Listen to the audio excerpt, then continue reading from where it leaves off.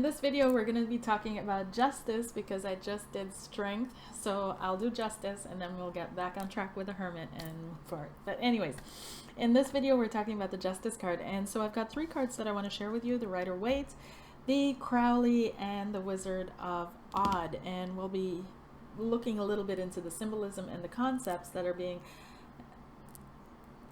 visualized here. Okay, so we'll start off with the Rider-Waite. And the Rider-Waite, as you can see, let me just focus this. We see a woman, a female, sitting on a throne, or we assume it's a female because of the hair, sitting on a throne and the shape of the figure, right? But her eyes are open, right? So she's seeing quite clearly. She's seeing quite clearly. Red stands for passion. It's not showing up on the camera, but it's a purple. It's like a reddish purple veil behind her. So her ideas are coming from a higher space. We see the two classic, what do you call these, pillars here. We've got the sword of truth pointing to higher ideals. We've got the crown of authority. We've got the red robe of passion. We've got the scales balancing. And this is green. So it could be correlated to growth, and the square here is maturity, right? So justice, what does it represent? Well, it's given the number by Rider-Waite. It's been given the number 11, which I find works for me, right? I was talking about this in the strength card. And so in this justice card, the number 11 usually stands for altruism, and it stands for community, right? So when somebody has an 11 life path in numerology, they're often seen as someone who's meant to do larger works for community. They're often seen as someone who's working in service, who are aligned to higher ideals, who have access to a lot of power in order to affect change, but through this are also thrown into a lot more suffering, maybe, right? As they move through the lessons to learn to deal and harness with that power, right? So the 11 stands for, has a lot of spiritual meaning. These 11 people also usually tend to be spiritual, it says in numerology. So it gives you courage, talent, power, and the ability to be a leader. However, you need to learn to, 11s need to learn to balance that energy in order for it not to move, enlarge their ego.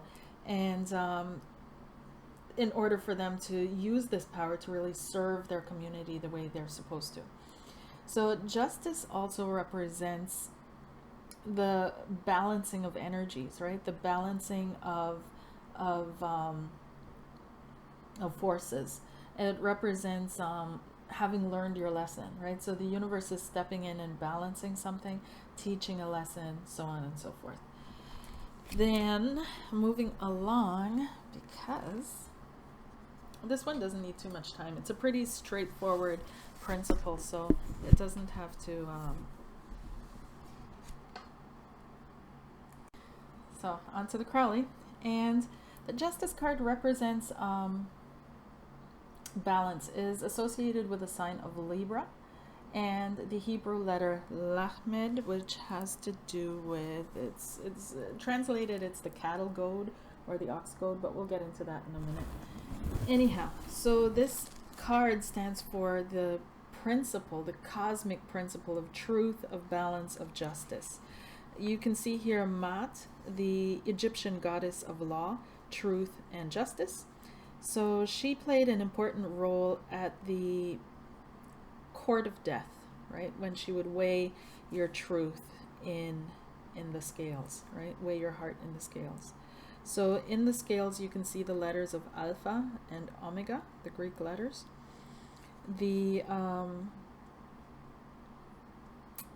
it represents the principle. And these cards as well, the tarot cards, if you want to look up the Kybalion and the 7 Hermetic principles, because each principle is represented in one of the cards. So this one is the principle of, holds the principle of balance, and what has been started will be ended one day, right? It has to be brought to an end. So whatever is started, whatever is sent out into the universe, it will find a fulfillment. It will be manifested. It will be find an ending. So this card is often in divination. It shows up often in law, or people dealing with the law, legalities, stuff like that. That's what this book says, but I'll get to the divination part at the end. So let me skip through. So okay, this is where I'm having problems with this, and these two cards are like really. So on one hand, right, this card is associated with the number 8 in the old times and in the Crowley version, and usually the major arcana correspond to the minor arcana numerologically as well. And so the 8s are like the 8 of Pentacles, the 8 of Swords, the 8 of Wands, the 8 of Pentacles, Swords, Wands, Cups, right? So I find those 8s correspond much better to the principle shown in the Strength card than to the Justice card. I find the 2s, because if this is an 11, right, the way Rider-Waite put it, then we're back with the 2s, and the Justice would correspond with the High Priestess, the 2s in a deck, which are 2 of Swords, 2 of Wands, 2 of Cups, and so on and so forth. But I'm showing you the Crowley version, and they corresponded to the 8.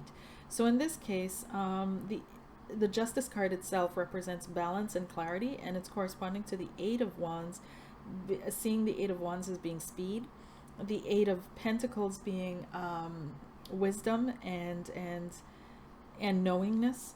The Star, it's corresponding to the Star being self-confidence and luminosity, right? So see how the like the 8 card corresponds to the Leo card, the card of power, of lust, of strength, corresponds to me much better to the Star than this does, but what have you.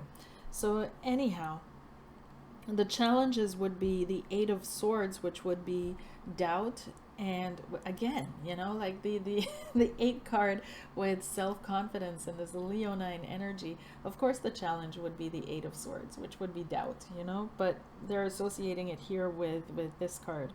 And the 8 of Cups, which would be slowness and being overwhelmed. So I don't know, guys. There you have it.